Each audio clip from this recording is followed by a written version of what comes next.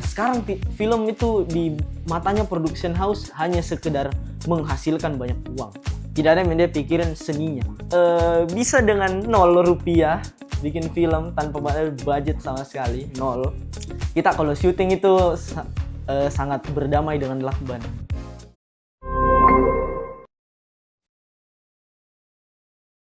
Halo Sobat Iden, kembali lagi di podcast PK Identitas Universitas Hasanuddin.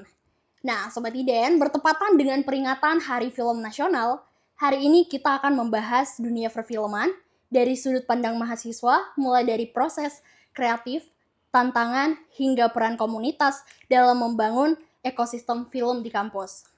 Untuk itu, sudah bersama kita Ketua Umum Liga Film Mahasiswa atau LVM Universitas Hasanuddin 2026, Kak Joshua Kurniawan Engswandi. Terima kasih banyak Kak sudah meluangkan waktunya untuk hadir. Apa kabar hari ini Kak? Baik. Nah, sebelum masuk ke pembahasan, boleh mungkin Kak diperkenalkan dulu kesibukan Kakak selain menjadi Ketua Umum LVM. Sebenarnya Kak Joshua ini dikenal siapa sih di lingkungan luar? Kesibukan saya tuh selain jadi ketua, mungkin sibuk di apa namanya videografi misalnya atau foto, karena juga akhir-akhir ini ada juga pekerjaanku walaupun freelance jadi tapi paling sibuk itu di liga sih sebagai ketua umum, dan juga di kepengurusan sebelumnya sebagai anggota pengurus lah di liga sebelum naik jadi ketua. Itu sih kesibukanku selama 2 tahun terakhir. Oh, bisa dibilang berarti hari-harinya itu sudah diisi dengan kegiatan-kegiatan lain ya, Kak? Iya, tapi dominan liga Ki. Kayak Oh, 80% kegiatanku itu berhubungan dengan liga. sih. Kalau boleh tahu itu dari jurusan mana, Kak? Dari ilmu komunikasi. Oh, jurusannya berarti agak linear ya dengan Iya, dunia perfilman ini. betul. Oke, baik Kak. Mungkin selanjutnya itu Kakak boleh jelaskan ke Sobat Iden berbicara tentang LVM Unhas. Sebenarnya organisasi ini hidup sebagai apa, Kak? Apakah hidup sebagai komunitas, ruang belajar, atau batu loncatan ke industri yang lebih besar di masa depan yang akan datang?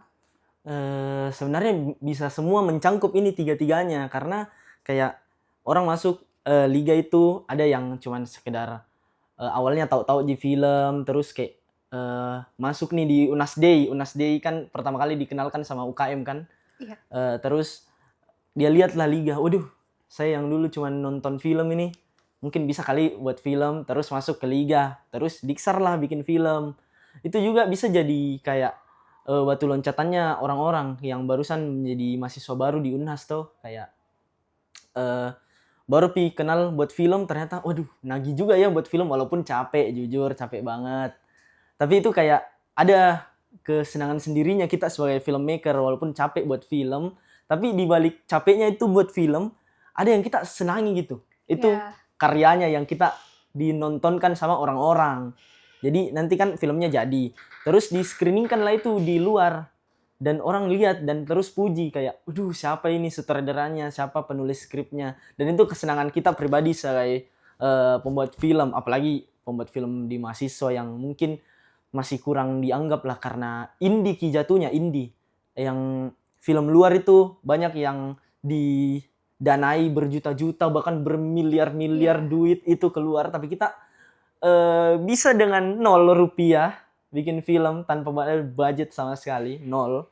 Dan bisa aja orang-orang puji kayak lihat, ini berapa nih dananya? Terus kita bilang 50.000 Ji, uang makan. Lah, orang kaget kan kayak 50 Ji, terus kalian bisa bikin film. Jadi kayak bisa Ji, tiga-tiganya itu bisa sebagai batu loncatan ke industri juga, karena ada beberapa yang mungkin alumni-alumni yang sudah lulus dari Unhas, terus kemudian juga alumninya liga, warga liga yang sudah berkecimpung di dunia profesional filmmaking lah. Berarti bisa dibilang orang-orang yang masuk ke sini awalnya dia tidak tahu apa-apa, tapi setelah dia mau belajar itu menghasilkan pemikiran-pemikiran yang kreatif. Betul, Ya Kak? kayak awalnya kayak nggak ada Ji, kayak suka kan nonton film. Iya. Masuk liga bikin film, sudah ketagihan terus itu sampai terus-terusnya. Jadi kalau kakak sendiri boleh mungkin diceritakan ke Sobat Iden atau teman-teman yang lagi nonton, Oke. awalnya kakak masuk ke dunia perfilman ini sampai masuk di LFM Unhas. Oke, mungkin kita paling awal dulu ya. Mungkin paling awal saya kenal film itu pas SMK. Saya SMK bukan SMA. Iya. Terus SMK-nya kelas 1. Pas Covid lah, zaman Covid. Itu kan gabut banget di rumah, gabut banget dari dibikin. Jadi itu tiap hari kayak nonton film. Terus selama 3 tahun, 4 tahun itu aktif sekali Kak nonton film. Pas jadi maba baru tahu ada komunitas di UNAS namanya LFM yang buat film lah. Jadi tertarik lah masuk liga. Dan fun fact-nya saya masuk liga itu kan ada biasa uang administrasi untuk masuk UKM. Iya, betul.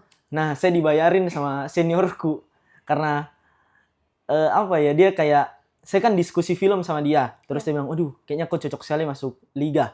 Terus dia bayarin uang administrasi masuk liga.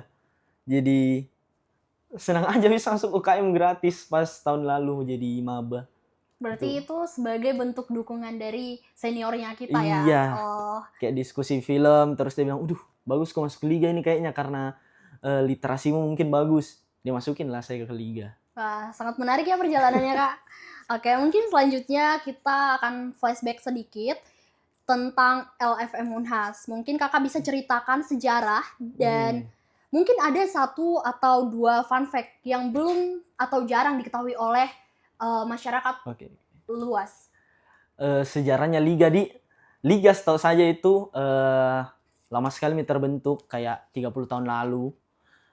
Terus dibentuk itu karena orang di mahasiswa Unhas yang gabut dan suka film. Wah, Terus langsung bikin film.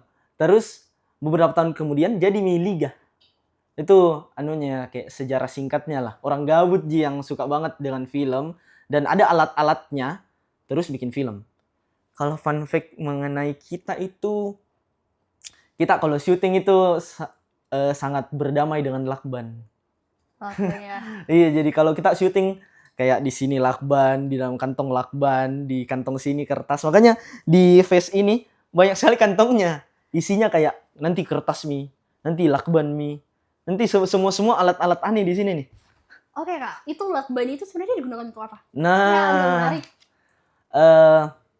lakban banyak sekali fungsinya, termasuk untuk kru lighting. Biasa lighting banyak sekali kayak ada kabel, terus kabelnya mengganggu dan takutnya kita apa sih sama kabel. Kalau kita melangkah terus terkait kakinya Iya. sama kabel, nah itu biasa kita lakban kabelnya. Jadi kita tidak melangkah itu kabel biar tidak apa ya, itu kabelnya lighting kita tidak kasih rusak lah lightingnya. Nanti ada yang kita langkai kabel terus lightingnya jatuh rusak, pecah lampunya, nah mahal lagi. Jadi itu lakban banyak sekali fungsinya. Kayak Ternyata fun fact itu sangat sederhana ya, Iya, dari iya. benda-benda kecil begitu Iya, ternyata iya, betul. sangat membantu. Betul. Oke. Mungkin selanjutnya, menurut kakak paling membedakan LFM dengan komunitas film lain di luar kampus apa? Perbedaan LFM sama organisasi film di luar kampus ya? Iya, betul. Mungkin perbedaannya kita kan di organisasi film luar kampus itu ada dananya kayak production house lah sebutannya. Iya. Dan itu dananya kayak besar banget biasanya ya. Besar banget berjuta-jutaan sampai bermiliar-miliaran. Tapi liga kan masih di bawahnya Unhas. Dan termasuk UKM. Iya. Jadi kita masih termasuk dalam production house yang indie. Jadi kita produksi film tidak perlu dengan budget berjuta-juta banyak sekali itu. Jadi kita meminimalisir banget itu uang dalam produksian. Itu perbedaannya sih. Oke, berarti bisa dibilang nggak butuh pengeluaran yang cukup banyak kayak bikin film pada umumnya ya. Betul. Tapi bisa diminimalisir dengan apa yang ada. Betul. Oke, sangat menarik ya. Dan mungkin selanjutnya kan tadi kakak bilang itu kakak dari SMK itu udah tertarik dengan film ya. Cuma berkecimpung itu bisa dibilang sudah cukup lama ya, 2 tahunan.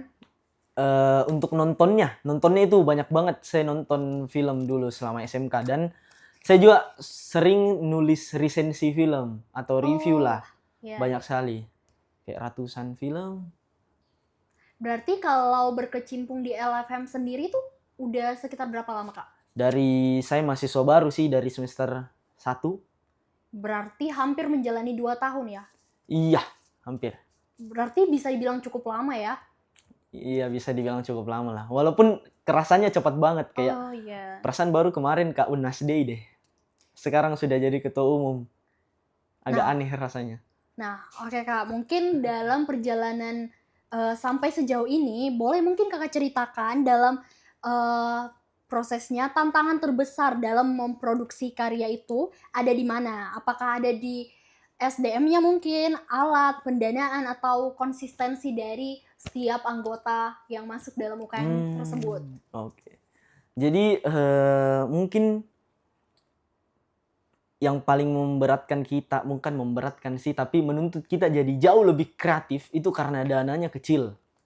Oh, Itu kayak ditantang Ki bikin film dengan dana secukupnya ini. Tapi harus kok bikin film yang oke. Gitu. Itu yang bukan kita jadikan itu bukan sebagai penghalang, tapi menuntut kita bagaimana sejauh kreatif mana nih otak kita bisa berpikir bikin film dengan budget ratusan ribu aja atau beberapa juta aja, tapi bisa jadi film bagus. Itu kita kayak menantang otak untuk lebih kreatif, tapi bukan jadi penghalang menurutku ya. Karena kayak walaupun dengan budget 200 ribu, 300 ribu, tetap jadi bisa kita bikin film. berarti sebuah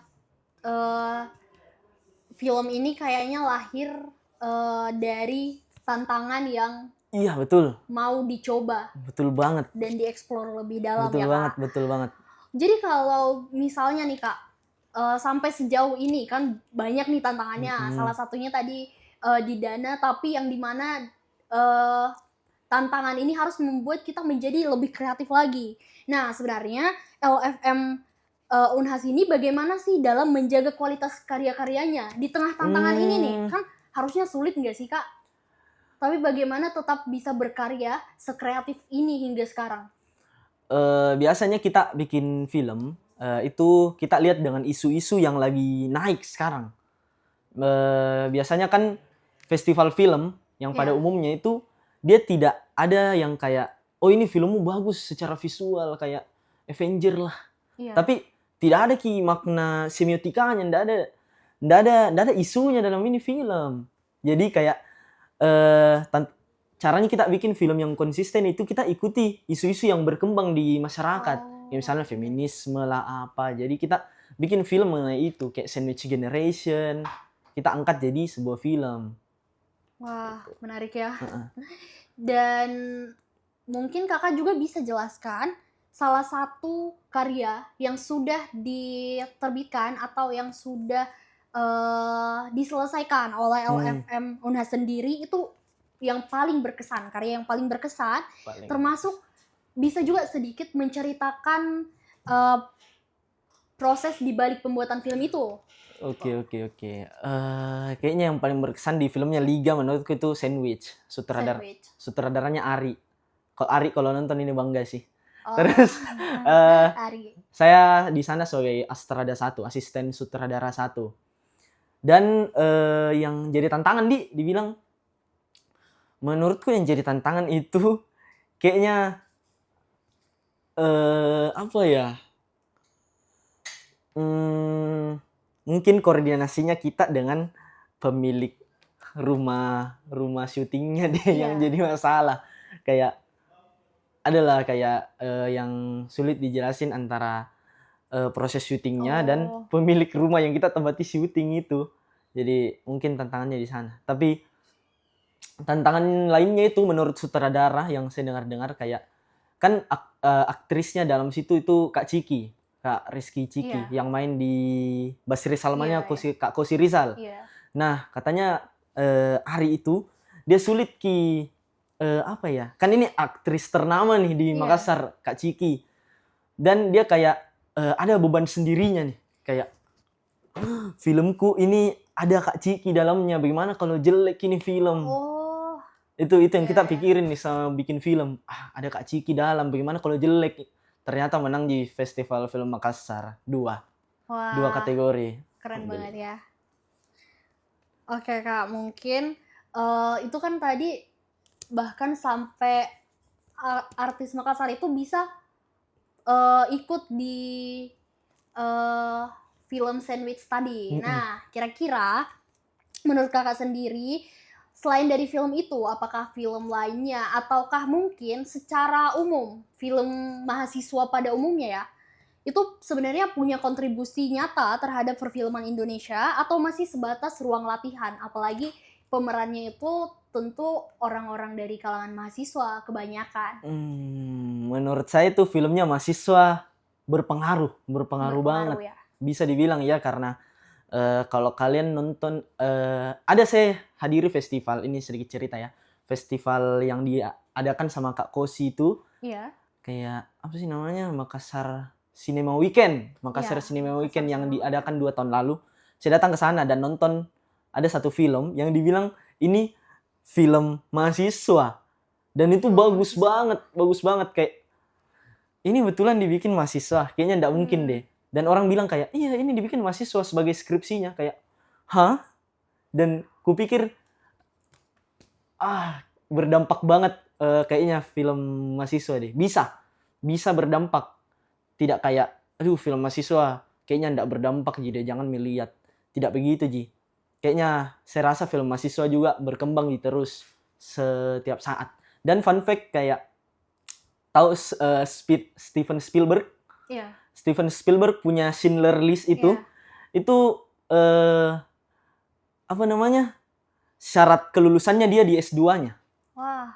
Itu Keren. film untuk lulus S2-nya itu Spielberg. Dan dia kan dibilang mahasiswa di sana karena S2 Ki. Jadi itu dengan Schindler List dia lulus S2. Wah, menarik ya. Ternyata yang selama ini bahwa film mahasiswa yang dianggap orang itu biasa aja, ternyata di balik itu ada cerita-cerita uniknya. Betul. Ya Kak. Dan itu cukup membanggakan di kalangan mahasiswa, apalagi yang kita sendiri yang sudah masuk di dunia perfilman itu. Betul. Nah, mungkin selanjutnya, kalau melihat kondisi perfilman Indonesia hari ini, bahkan saat ini, apakah ada hal yang patut dirayakan atau justru dikritisi? Kalau patut dirayakan kayaknya saya kayak rayakan banget itu.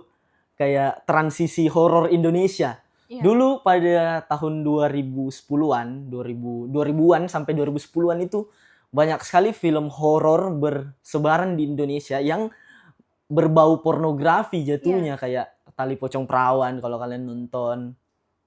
Sebaiknya jangan nonton sih. Terus banyak lah kayak film-film horor bergenre pornografi begitu. Tapi sejak datangnya Joko Anwar dia buat Pengabdi Setan pertama itu, langsung orang kayak ada film horor tanpa unsur pornografi dan bagus banget. Itu orang langsung transisi horor tuh di sana setelah Joko Anwar bikin Pengabdi Setan pertama.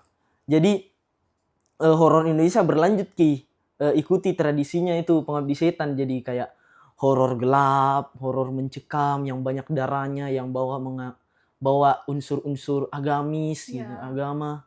Jadi mungkin itu yang mungkin patut dirayakan lah. Untung kita keluar dari lingkaran itu. Lingkaran itu ya. Berarti sangat buruk ya dulu. Bisa dibilang untuk ditonton orang-orang itu masih kurang layak pantas. banget, kurang layak. Berarti itu benar-benar wajib sih dikritisi, apalagi anak-anak muda sekarang. Dan selanjutnya mungkin kita akan masuk dalam konteks kampus nih Kak. Seberapa penting sih menurut Kakak peran komunitas seperti LFM ini dalam merawat semangat perfilman nasional gitu? Menurut saya nih, apa tadi pertanyaannya? Seberapa penting peran komunitas seperti LFM ini? Menurut saya penting sih, karena bagaimana caranya orang masuk ke industri film tanpa adanya dulu yang paling mudahnya dulu. Gitu, jadi kita menawarkan yang mudahnya dulu untuk masuk ke komunitas. Kayak kan orang di luar sana ya, kalau ada stigmanya, orang bilang orang kalau mau masuk industri film itu kebanyakan jalur orang dalam sebutannya. Bukan kau kasih masuk CV ke production house terus kalian diterima. Itu lebih banyak orang masuk di production house itu dari orang dalam. Misalnya kalian kenalan dulu sama orang jago nih, terus orangnya nih tawarin, ih kayaknya kok bagus deh masuk ke produksian. Jadi dia cuma narik-narik aja. Itu stigmanya orang di industri film. Jadi menurutku seberapa penting kini LFM atau komunitas film mahasiswa di luar itu menurutku sangat penting karena kita pertama kali memperkenalkan ini ke halayak umum yang mau berkecimpung di industri film tapi tidak ada korelasinya. Ya. Jadi itu pertama kali dia masuk di pintu pertamanya lah sebutannya, di pintu pertamanya.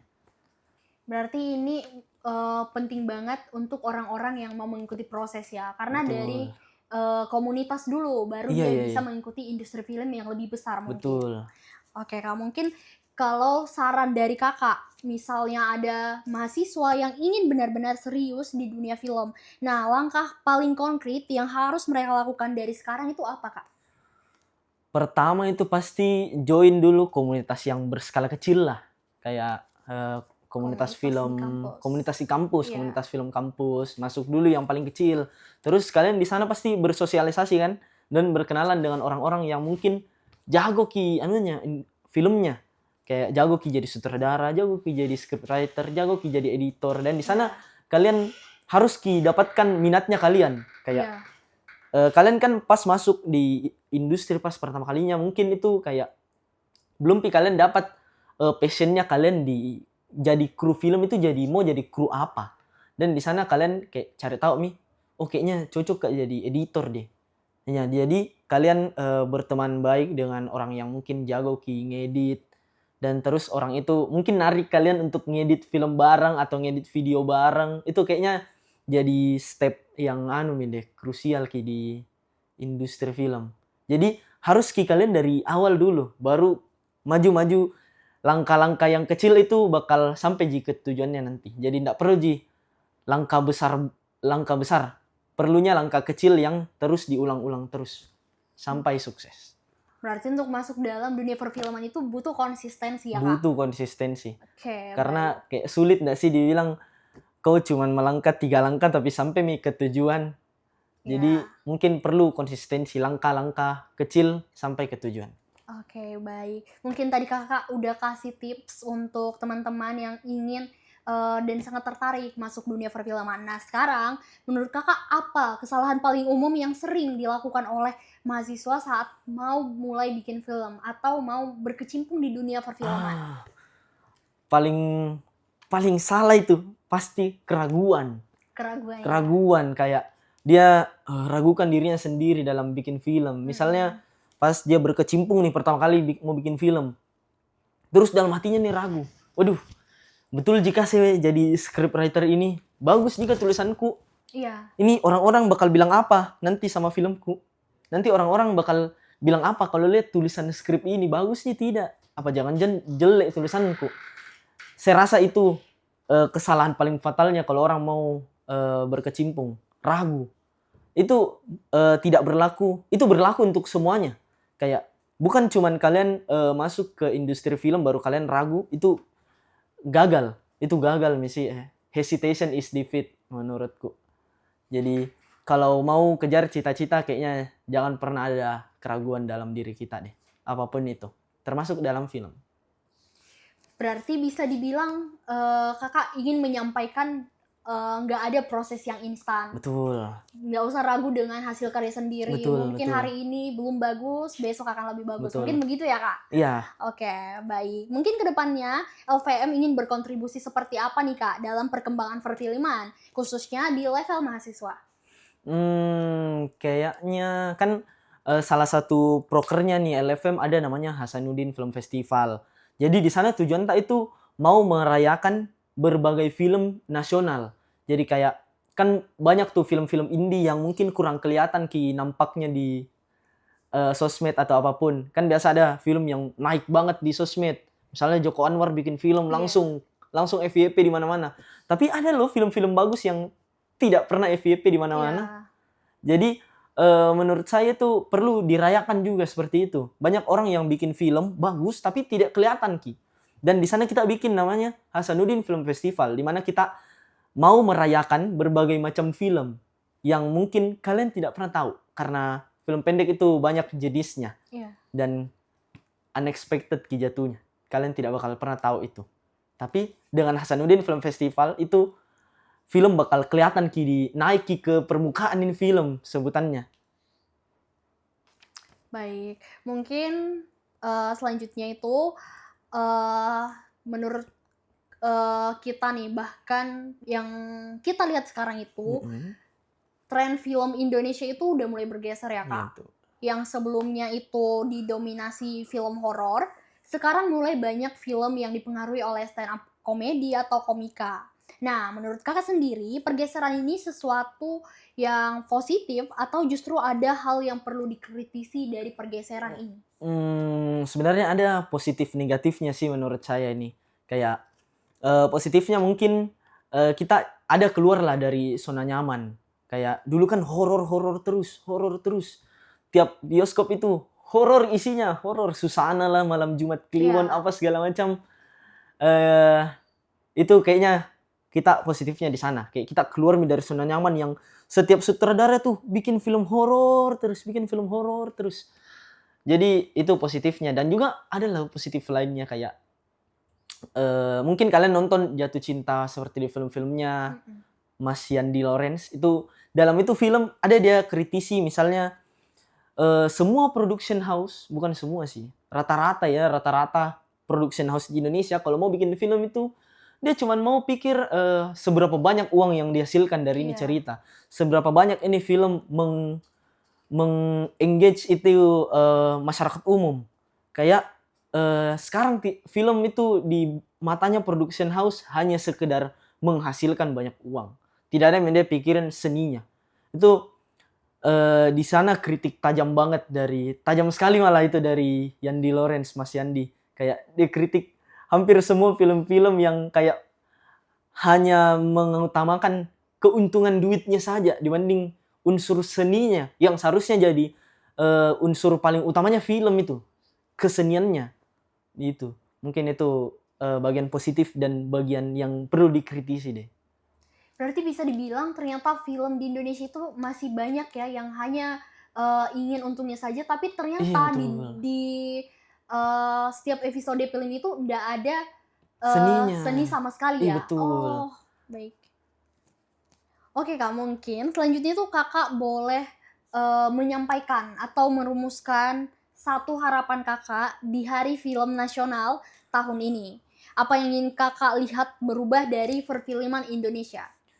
Yang saya mau lihat berubah ya, bukan berubah drastis ya, tapi lebih meningkat nah bisa sebutannya. Mungkin Indonesia bisa lebih meningkatkan kualitas cerita filmnya, mungkin kekuatan sinematiknya atau segala pun kekuatan seninya ataupun isu-isu yang diangkat dalam filmnya itu ada di hatinya masyarakat lah. Kalau orang nonton filmnya Yandi Lorenz misalnya dengan satu kakak 7 ponakan itu, orang bakal tertarik karena isunya itu isu orang-orang apa ya? Yang sudah sulit cari kerjaan lah, terus banyak anak lah. Itu isu yang mungkin ringan tapi nyelekit di orang kayak saya coba jabarkan isu yang di satu kakak 7 ponakan itu kayak isu yang diangkat itu pastinya tentang masyarakat Indonesia yang menikah tanpa berpikir panjang banyak kayak dan banyak menghasilkan anak dengan sebutan banyak anak banyak rezeki. Makanya dengan stigmanya ini banyak anak banyak rezeki, jadilah korbannya kayak itu. Satu kakak 7 ponakan yang harus merawat banyak sekali anak itu. Betul. Hasil dari kecerobohannya orang tuanya yang pemikirannya itu terlalu ke belakang Betul. Itu mungkin isu yang diangkat ya dari satu kakak 7 ponakan. Oke, baik. Terima kasih Kak. Mungkin yang terakhir, apa pesan Kakak untuk mahasiswa yang masih ragu? Yang Kakak bilang tadi sebuah kesalahan paling umum. Nah, pesan untuk mahasiswa yang masih ragu untuk mulai berkarya di dunia film. Menurut saya itu ini kayak saranku ya. jangan pernah ragu, karena ragu itu pintu pertama kalian menuju kegagalan. Oke. Serius, karena gagal itu tidak diperoleh apa ya? Kalau kalian berusaha terus, berusaha. Memang pas berusaha pasti ada gagalnya, itu kalian harus tanamin lah di pemikiran kalian. Berusaha, gagal. Tapi setiap kegagalan yakin kalau ada kesuksesan di balik itu kegagalan. Tapi kalau kalian ragu, kapan kalian melangkah? Iya. Jadi jangan pikirin dulu jangan dulu pikir finishnya bagaimana, tapi start saja dulu. Jangan jangan ragu lah. Melangkah saja dulu, nanti finishnya dipikir aja nanti. Ada finishnya. Itu mungkin. Kalau bisa saya tangkap poinnya, ternyata kakak awalnya juga berangkat dari Keraguan. orang yang mencoba. Yes. Tapi dibalik cobaan itu, ketika mencoba ada keraguan, Betul. tapi Tapi gas saja. Tapi keraguan itu tidak menjadi penghalang. Betul, gitu. betul. Oke, terima kasih Kak.